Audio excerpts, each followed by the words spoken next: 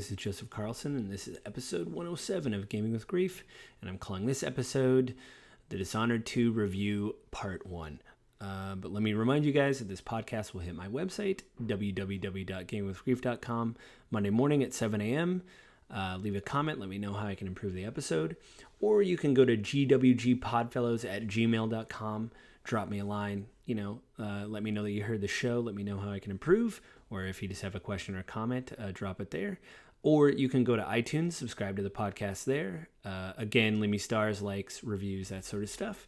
And you can go to the Google Play Store and download it there if you're an Android listener and subscribe there. I don't really know a lot about the Android store, so do what you would do there to rate the podcast. You can also find me at JustLittleJoe on Twitter. And let me know what you think of the episode there.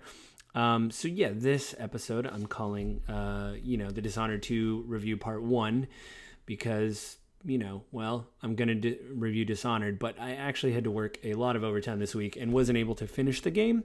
But it was kind of a happy accident because what happened was I was able to spend about an hour and a half, 2 hours to kind of dive in and get some history of the game and how it was developed by the studio, Arcane Studios. There's a great kind of YouTube online company called NoClip. I don't know how they would characterize themselves, but they do documentaries about video games, and that's kind of a rare thing.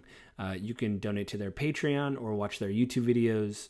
They've done documentaries about Final Fantasy XIV and how it was reborn into Final Fantasy XIV: A Realm Reborn. They've done things on the 2016 version of Doom that id Software kind of reiterated and kind of made a new version of Doom. That's there. I watched that. And this, they actually just on, what's the date I got here? On May 10th, 2021, they released a documentary about Dishonored. They went and interviewed people from Arcane.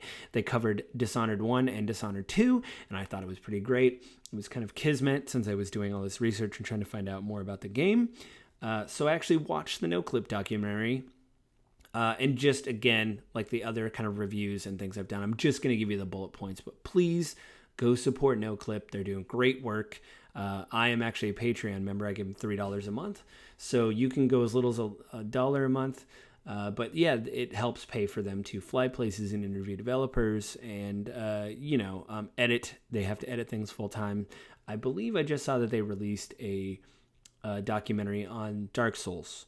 So that's going to be pretty interesting. I'll be watching that. I think for patrons it hits early. I usually just wait for it to go to YouTube and then watch it there. But yeah, it really helped me dive into the game. The documentary is about an hour long, and they interview several of the developers. There's a French studio, and I want to say in Lyon, France. I hope I got that right. That's one thing I actually didn't write down, but I know it's a French studio. And there's one in Texas. So they would both talk about both people they developed on both sides of the ocean. When they talked to them, they said that they basically had a web portal open the whole time, a video, audio web portal, and they could actually buzz the people in the other city and say, "Hey, we got a question. Can you do this or that?" And they said sometimes it created problems because obviously time zones and such where, oh yeah, they're in bed, that sucks. Oh, they'll be here, blah, blah, blah. But it was kind of interesting. I played Dishonored 1 when it was released. I actually didn't write down when that was released, but I did write down Dishonored 2 was released on November 11th, 2016. Got pretty good reviews. IGN gave it a 9.3. PC Gamer gave it a 93. Right now on Metacritic, it sits at an 88. So that's pretty cool. But it was really interesting to hear, where they initially came up with the ideas for the game. They originally pitched the game to each other as they wanted to do something like Dishonored 1, but put it in Japan. And they talked about, it's boring. Everybody wants to make an Assassin's game in Japan. Everybody wants to do something in Japan. We need to do something different. So somebody just came upon the idea of we're in Europe. Why don't we just kind of use Europe as an inspiration? Dunwall was kind of London. If you look at the aesthetics of the original game that took place in Dunwall, they used a lot of industrial revolution architecture. There's a lot of cold metal walls. Definitely everything used whale oil, so the term whale punk I heard was coined. I don't know if that's true or not. I mean, I heard it used a lot. I don't know who coined it, but I don't know if originally in history they called it whale punk. I'm sure they just use whale oil and stuff like that. But yeah, they all kind of like brainstormed and they said, well, what if we did it in Europe? And they started showing design documents and art, and you could definitely see where the inspiration of like Spain and just beautiful cities that definitely have more of an open European, what I'm guessing is European. I've never been to Europe, but you do get this feeling that it is not America, obviously. Yeah, they. So they came upon. Sorry, I was just like recapping my notes. They came upon this idea early on that like from Dishonored 1 of like, okay, so if you're not having to kill the guards, if you can sneak around them or knock them out or whatever, use sleeping darts, which I personally love sleeping darts. I'll get into that in my review. But they said if you didn't want to do that to the guards, then you shouldn't have to do that to the main targets. So I remember in the first one, I got a low chaos ending, meaning that there was a plague going on. The more people you killed, the rats in the area would feed off the bodies and create more and more of a problem for you and other people. I thought this was a cool idea, but it just caused so much trouble. You kill one body and there's a head rolling around, then someone else comes and sees it. And yes, you can hide the bodies and all this, but it's hard when there's body parts lying around because you could decapitate people in that if you ever played the first one. So they really kept that idea alive in the second one. They said, okay, so we have to get... They wanted people to play their way. And they said, and this is my Breath of the Wild disclaimer, they said... They want people to have the wow moment of seeing something in a way that they, that you didn't think of, and just going, wow, they planned for that. And they told this incredibly long story about in the first game, there was like a masquerade party where everybody was wearing masks. I barely remember it, but they said there was so much planning to go into, well, what if... instead of this duel that happens at the party, what if the player just decides to use a sleep dart? What if the player does decide to kill this person? What if the player decides to... There was 3 targets at the masquerade party, and they said that it was procedurally generated every time you would load into the level. Like, the first time you would load in, it would lock that, whatever. But if you had a second playthrough, it would be different. So he said there was so much scripting to determine, so what if they do this to the... Because if I remember right, and from the footage they showed, each of your targets in that level wore a different color costume, like white and red, and I think black. So they go, what happens if the black woman in this is the target this time? What if the woman in the white dress is the target this time? What do we do? How do we do that? And they would just went back and forth. So what they did is they tried to set you, again like the first game, you could go incredibly non-stealth, you could sneak through everything, not be detected. There's a ghost run, which I looked at the achievements, that seems impossible, but I looked online and somebody said you can do it. It has to be you were spotted under a few amount of times. So you can still be spotted, but it has to be like a handful of times, I think. Because they understand it's probably very difficult to do that. But they said, so what they try to do is put you outside the level and make you really think about how to infiltrate the areas. And they tried to do that with every level. And they had an idea of having you, when you got done with the target, they planned for you to decide to leave. So like instead of the level just ending, you can tell, there'll be different points in the game. And even in the second one, there was points in the game where it said, do you want to leave this area or go to the next area? Do you want to stay? Because obviously you can explore, you can find collectibles, stuff like that. It was really, really, really well thought out. There's some levels that I'll talk about later when I do the part 2 review, because they go into detail on certain levels that stood out. One of them I played, and I'll talk about it in my review. The other one is in the second half, which I'll play and have the full review next week. But what I thought was really interesting was they said, they almost looked at themselves as competition, which blows my mind. I guess every game developer, anybody who does that when they're doing their own stuff, but they said, there's really big standout levels in the first game, and we thought, what do we do? Well, they did, and in a big way. But one other thing I want to talk about. So, of course, this is called Gaming with Grief. I do talk about grief in games. In the first game, your mother, the Empress, dies. And it's sad. She's assassinated. And the second game takes place 15 years later. It's the anniversary of her death. People are coming from all over to pay homage to her. You and your father, Corvo, who was the main character in the first game, are in a big hall. And it is taken over by your aunt, who basically wants to reclaim the throne because she was basically thrown out of court. And she is the rightful heir and the rightful empress. So what I thought was interesting about that was... there's some things in the beginning where you have a painting of your mother and people put roses down to, pay homage to her or pay their respects. But there's an interesting part. In the first game, there was something called a heart, which is this weird heart with a clock machine in it. And when you would hold it up, it would show you where collectibles are and stuff like that. And I don't remember in the first one. But in the second one, when you get the heart, you meet somebody called the Outsider, who was in the first one. They give you powers like to teleport and stop time and things like that. Really cool. In the second game, they do that, but what they do is because you can do a run with no powers, so you can tell the Outsider, no, I don't really want your gifts. If you take the gifts from the Outsider, you have this scene where you go through this void area. And he's like, go take my other gifts. And you basically go get the heart again. But what I thought was interesting about this, and I'm thinking about more and more, and I'm going to talk about it more in my second part of the review because I'm kind of in the middle of this. But my initial impressions are, when you take the heart, the ghost of your mother appears and says, I am here. I don't have a lot of time, but I'll be with you in the heart, and I'll do what I can. And so when you use the heart in the second game, it also shows you... where the collectible and stuff like that. But you can point the heart at people. And again, I don't remember this happened in the first game. If it did, I'm sorry. But I just think about it now because it's happening a lot. If you point the heart at somebody and hit the attack button, the heart will whisper to you in your mother's voice secrets that people are thinking or desires. Or if you point at an object in a city, your mom talks about how she wished she took you out more. When you go to the Karnaca, the second level, it's basically like Spain, in my opinion, what I've seen of Spain, photos and videos of Spain.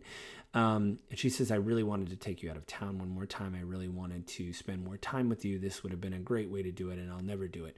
So these really weird sections, not weird, but kind of integrated sections of grief in the game where you are actively talking to your mother, or at least she's talking to you through this heart. And that was something that I found kind of fascinating. And there's a scene halfway through the game where you go back into the void, you confront the main villain who also has similar powers to you, and then your mother comes back to you in a vision when you wake up and says, I'm here with you, but I don't have much time, and I will basically be going soon. And you ask your mother, did everything I just go through was a dream? And she says it was not. And she says some things to you that have to do with the plot, which I'll get into next week. But she disappears. And one other interesting thing I thought was the dev team said, the actress that plays your mother, they gave her name. I didn't write it down. I'm a bad person. But they said that what they thought was so interesting is the fact that people in the studio loved her voice, and they thought she did an amazing job. But what people don't know is she actually does the voice of Eric Cartman's mother on South Park.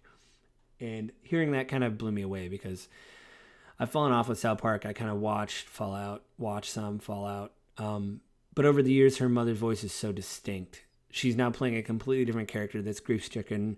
She's died. She's following you around. It's just a completely different thing of voice acting from, the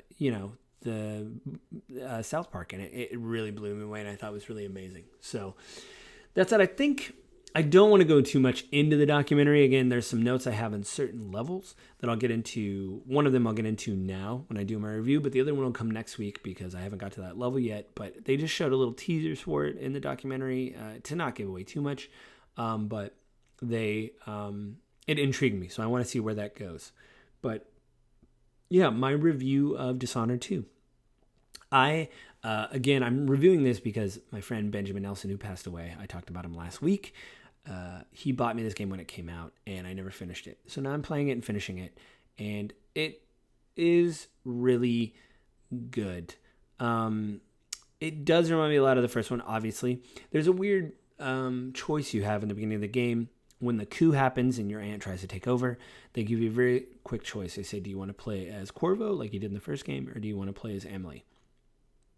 And what I think is really interesting about that is, before I played, I asked a friend of mine, I said, is there a difference between the first and second game with Corvo? Does he get new powers or anything? Is there any kind of new cool game mechanics? And he says, well, he doesn't get any new powers, because my friend played the game years ago. And I said, well, why would I play him? Because it's like he's just doing this. I mean, obviously the environments are new and there's some really cool new levels. And, maybe there's some new physics options. You can chain things together. My thing is, like, it just seems kind of like retreading old ground. So that's why I played as Emily, the woman, his daughter, who is the Empress now, and Emily Caldwell. I heard her name a lot because I died, and people taunt you when you die. And I do like that they give you the option to play Corvo, because you're probably used to playing him, being, the second game. But I think I don't understand. It would have been more impactful if you were just her, I think, because she has more skin in the game. Obviously, somebody took over her throne. She wants it back. But obviously, that gives more replayability. Corvo's old powers obviously fit really well into the world. His blink thing's still amazing. I love his teleport. Stopping time is amazing. I noticed that Emily doesn't have that when I'm playing her. In fact, I think that's one thing, I kind of understand. Not like I don't want to race through this game. And I said that when I'd start reviewing games, I didn't want to race through stuff. But I do understand the review process of, you have a limited amount of time, you have to get this done. So there is some things in the game that I'm skipping. I'm not getting a lot of the collectibles, which kind of sucks. I might do that next level, just try to get the collectibles to see, how much better that is. There's one I'm particularly looking for. In the first game, I love sleep darts. I've been reading online. In the second game, they kind of reduce the amount of sleep darts you can find in the level, because, killing people's cool and everything. The high chaos, low chaos thing is neat. But mechanically, I like the sleep darts, because if you hit someone with a sleep dart unaware, they instantly fall asleep, which you would expect, right? It's a sleep dart. If they see you and begin to attack you and you hit someone with a sleep dart, it takes them a few seconds to fall over. So there's these great scenes where somebody will be running at me and I'll just shoot them with a sleep dart. And they'll go into their combat animations and they start going on and on about how they're going to kill me and how they're going to be the end of me. And then they fall over and start snoring. And I have yet to find that not funny. I've been playing for about 6 hours.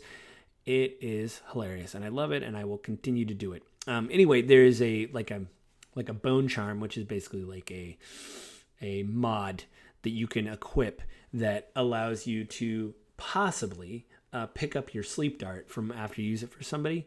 So I want to get that because I love sleep darts. I'm like addicted to them. I want to knock people out and make them fall asleep. And I still love that they brought back from the first game, which is the snoring mechanic, which isn't really a mechanic. It's just something that, I guess mechanic's a bad word, but it's basically something that happens when you shoot someone with a sleep dart and they just start snoring.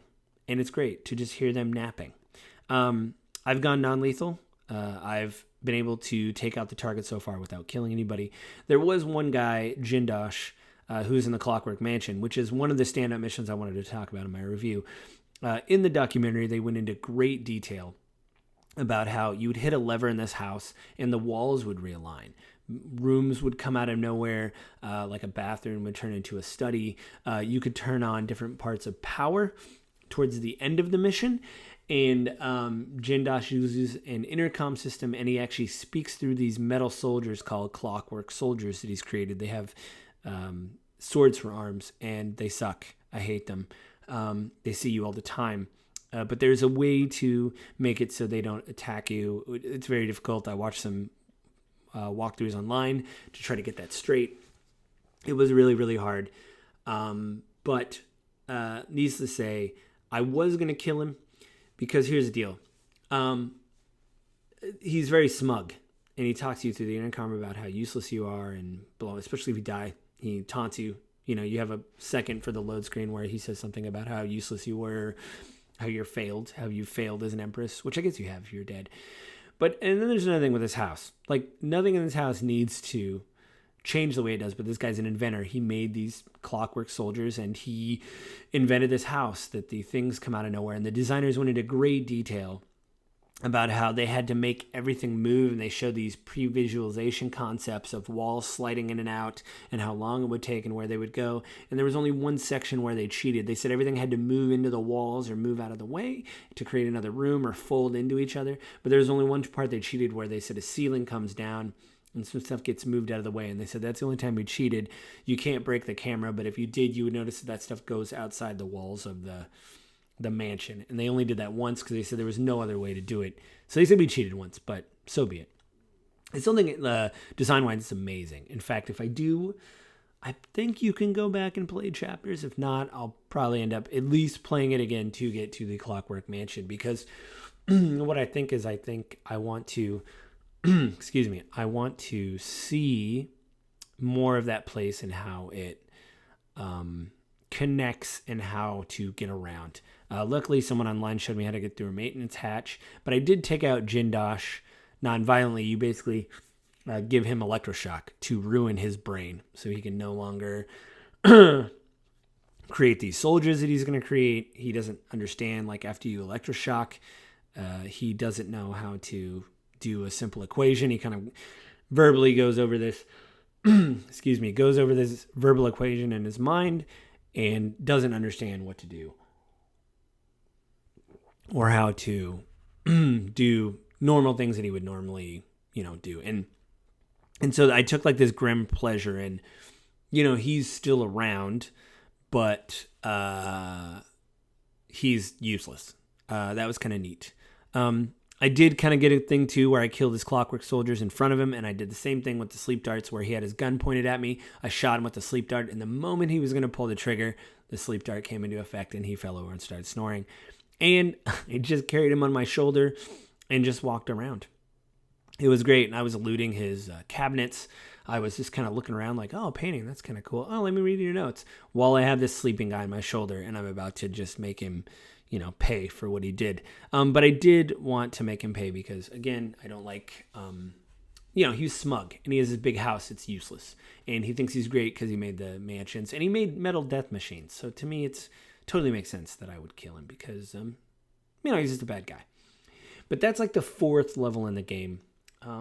In this game, they added the Dreadful Whale, which is kind of like this offshore ship you're with. Megan Foster is like the captain, and you're basically going on missions trying to figure out why this woman took over your you don't think it's as plain as her just wanting to be the empress one day.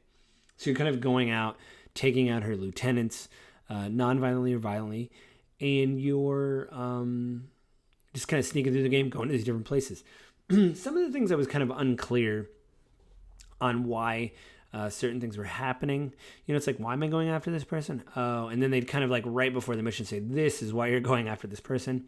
I do appreciate that. There's some kind of old game holdouts, though.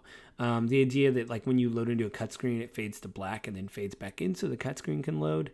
When people are talking, which is a thing that happens today in games, but I remember it more back, when this game was released, was if there's kind of ancillary dialogue of if you walk in a room and 2 people are speaking, if you load a cutscene, it just cuts those people off so that way you can watch the cutscene, which I guess is better than Skyrim, because in Skyrim, you would, people would talk over each other and you had absolutely no idea what was talking, who was talking, or, what was going on. I do like Emily's powers, but because I'm trying to play the game for review, I haven't been able to find a lot of the ruins that allow you to unlock her powers. She can chain 2 people together called domino. So if you chain people together and kill one person, the other person dies. You can create a shadowy doppelganger, which it's like a decoy. People will think you're in the corner. Instead of teleporting like Corvo, you use this dark arm to pull yourself to a thing, which is kind of cool. But what sucks is people see you when you're getting pulled across the room. There's also like a dark vision thing where you're harder to detect. Corvo can still stop time, which, spoilers for Jindosh in the Clockwork Mansion, I saw someone stop time several times when you initially meet Jindosh, run across to where he is, sneak in through where he was, and just drop him over a bridge because he doesn't expect that you're there so quickly. And I thought that was kind of cool. It probably seems like something that they played several times and were like, I'm going to do this because this guy sucks. So again, the first game starts out in Dunwall. The coup happens. You flee. You get captured. You flee, and at that moment, you have the choice to kill your first target or let them live. And what you can do is, if you knock someone out, you can take them somewhere and then kill them, which I like. Again, this goes into the high or low chaos. There is a different ending if you go low chaos than high chaos. I did low chaos in the first one because I'm a goody two shoes, as my wife always points out. I had a better ending than if I went, high chaos. I didn't watch it on YouTube. I should probably watch it, go back and see what happens if it's a high chaos ending. I'm going for low chaos now. You do have a couple of moments where you kill people, because it's like there is sections. Again, I'm playing this for review, and sometimes it's like, go down to the boat. You're like, cool, just gonna rock down to the boat. I'm tired of this place. I just want to go down. You open a door and there's 3 guards. You're like, I just want to get to the boat. So I just kill a lot of people at that point to get to the boat. That's what I do.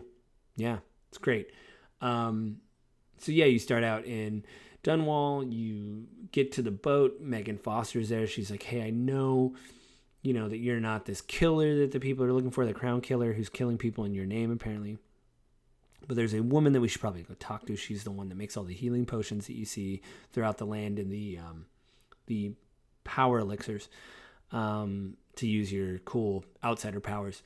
We should go talk to her. That leads to a really cool mission where it's like Dr. Jekyll and Mr. Hyde, where the doctor is doing experiments on herself or gets a wrong potion. Basically is tricked into taking a wrong potion and becomes this insane killer. And then the potion, she wakes up, doesn't remember anything. You basically make an antidote. You can kill her or give her the antidote. I gave her the antidote and said, just stay here. Again, I'm trying to be non-lethal. And except for those couple of things that, that I just want to get done with the level. There is a sense of completion when you're done where you, especially this level getting from the Clockwork Mansion, where I got an ally Sokolov, who's like the scientist. I got him out of the Clockwork Mansion and then got Jindosh.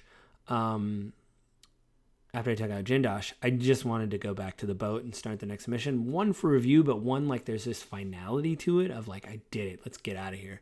I gotta exfiltrate. I gotta get out. And again, the game does a good job of, again, they want to give people the choice and say, do you want to go look around? There's probably some collectibles. Maybe you can find some money to buy stuff like that. I get that. But for me, it's like finishing a book, which I finished a book last night, but it felt great. But you do get this sense of, okay, I'm done. I want to move on. I don't know if I guess that's a minor criticism. I get it. It goes both ways, right? Like I could just leave. But then as I was leaving that Clockwork Tower, the Clockwork Mansion, I was getting attacked. I didn't even look behind me. I was like, well, I just want to go to the boat. Someone attacked me, and then the cutscene started, and we got to the boat. So I don't even know who was trying to attack me behind me, but it was happening, people. It was happening. Do I care? Not really. I'm on the boat. You good luck on land. If you can hit me from there, good luck. You guys are wearing, you're using what, blunderbusses? Yeah, not so much.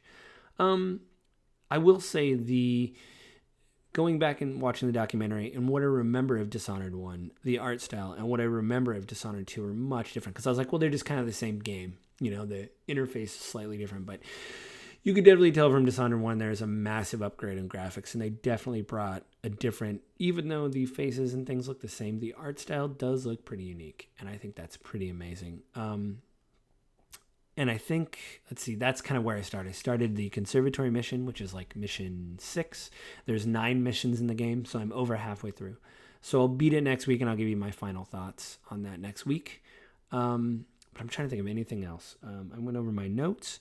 I'm really enjoying the game. It's one of those games where I didn't know that I was going to enjoy it this much until I sat down and played it. Like that was one of the things, and I'm thinking about it, when I got other projects I'm working on and stuff like that creatively, but I'm thinking about like, I wonder what's going to happen in the next level. I wonder what I'm going to be able to discover, what I'm going to be able to find, stuff like that. And so I think that's basically taking all my time is trying to figure out, I have to go on some long work trips next week, but hopefully I'll be home in time I will.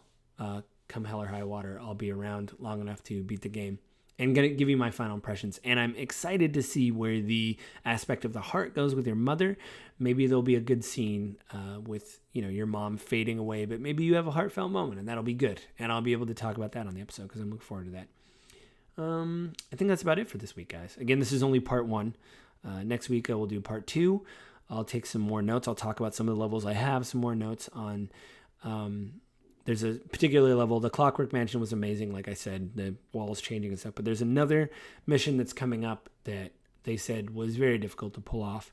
And I'm looking forward to seeing, because I only saw certain clips in the game, so I'm looking forward to see how that comes to be and how I find the level. But it looked pretty interesting. So I think that's it, guys. So be safe and, get your shot.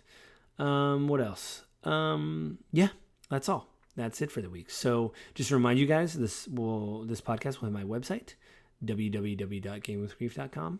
Monday morning at 7 a.m. Go there, leave a comment, let me know what you think of the show. Or you can go to gwgpodfellows@gmail.com.